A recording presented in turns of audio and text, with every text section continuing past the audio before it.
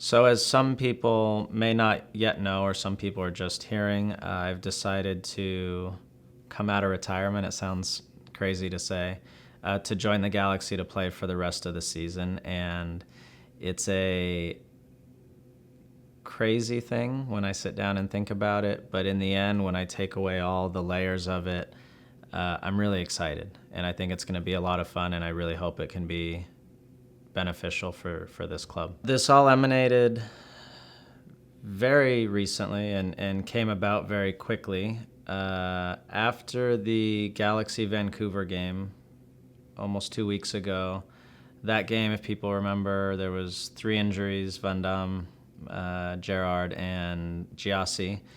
And we found out later the next week that Giassi was out for the rest of the season and that Nigel de Jong was being transferred to Galatasaray. And I received a few sort of half-hearted, friendly, joking texts from some of the players and a few people within the staff saying, "Are you going to come back? Are you going to come back and help?" And I reminded them that I haven't played a meaningful soccer game in almost 2 years. So that was not something I considered seriously. But the more I kind of started to think about it and talk to my family, I thought, well, if this is something the team really wants and needs and feels like I can help, then maybe it's something I should consider. So that was sort of the initial process. Bruce was typical Bruce. As we first talked about it, he said, we're interested in this, but you haven't kicked a soccer ball in 20 months, and you can't come in expecting that everything's going to be like it was before. You're also a few years older. And I said, Bruce, my goal here is to help. And I don't have some crazy urge to go running around a soccer field again, but I do like to help. I love this team. I love the club. I love this organization.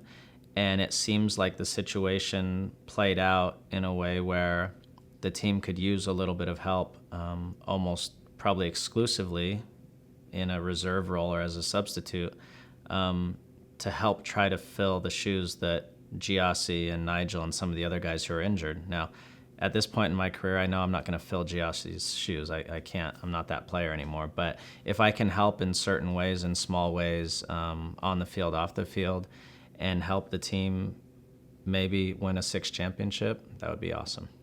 Well, 2 years ago when I retired, I told myself I would never say never. But it was highly unlikely I was ever going to play soccer again professionally. Here we find ourselves today. So I will say, I don't want to say never, but again, extremely unlikely. I told my wife when I retired, there's 3 circumstances under which I would play again. One is if it was some incredible life experience, if we could go somewhere and it was some amazing life experience that we wanted to do.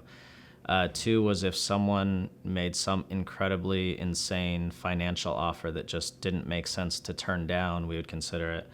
And 3, if there was a situation that made sense from a lot of different ways. And this knocks off 2 of the 3. It's a life experience for us that we're not going to be able to ever have again with Talon. And it's a special situation. The team needs, I think, a little bit of something maybe off the bench or in some way to help them with some of these losses they've had. And it's a situation that seemed right and felt right, and so it makes sense. One of the things I realized quickly when I retired is you don't realize just how fit you were or how fit these guys are until you're away from it for a little bit. So when I would do a really hard workout, I was just exhausted and dead for the next couple days. And so you do realize that it's one thing to be somewhat fit in your normal life, but to be professional elite athlete fit is a total different level. So as this started coming together over the last probably week, I've been on an accelerated personal fitness plan, but I realize I'm far away from where any of these guys are right now.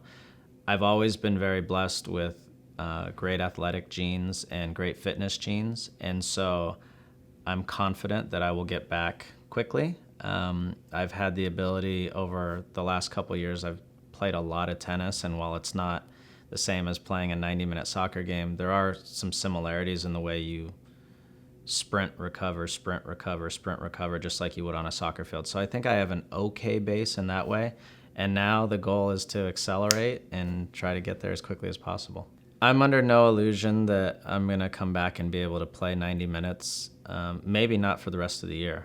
But what I talked to Bruce about was I think I can get fit enough and get back into the groove enough where I can maybe make a few plays on the field that'll make a difference in the long run. Now, this team is loaded with talent. They're a team that's had a lot of injuries but still find themselves in second place right now in the West. They don't need much, right? So, but losing Giassi, losing Nigel de Jong does hurt a little bit. And if I can help fill that void a little bit, that would be great. I think some of my qualities, even though the physical has gone a little bit, or in a game, I think I can make a difference. I think in the locker room and away from the field, I can help make a little bit of a difference. And if all those little things add up to one play or one moment that can help propel a team to the championship, that would feel great for me. Well, Steven Gerrard is a guy that I've admired my whole life and career, watching from afar, from across the pond. Unfortunately, he chose to play for the wrong team in Liverpool, but we don't hold that against him. He's been a legend and an idol in this game forever. So to step on the field with him will be really special. And then Gio is a guy that I've admired up close, watching goals go in off his left foot against us while playing for Mexico for a long time. And I think that we see the game similarly, and I am really excited between him and Robbie, myself, Steven.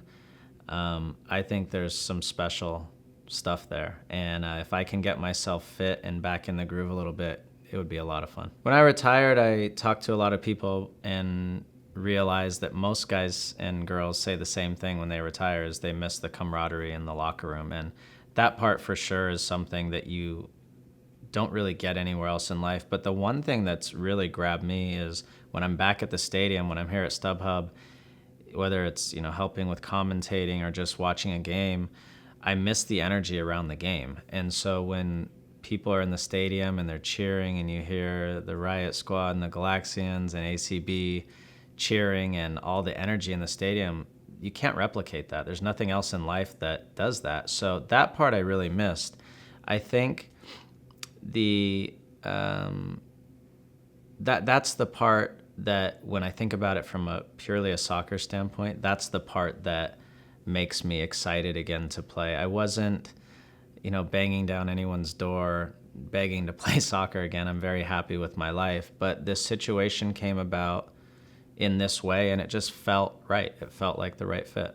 For all the parents out there, that having a child changes your life. And the one thing that happened when he was born is I thought back to all the games and the days when post-game guys would come down with their significant others and bring their children down to the field, and the kids were running around and playing, and I was always envious of that. And so as I think about this and as I went through the process of making a decision, I thought about Talon, and although he's only 7 months now, probably won't remember it, but I would like to have documented footage of him and me on the field, and him in the stands, and my family's so excited to see him around that environment. Soccer has meant a lot to me, and it's been a huge part of my life, and I want to be able to show him, not just tell him what it was all about. So that certainly played into it. Well, obviously I wore 10 for a long time. Coming into a team this late in the season, that's not...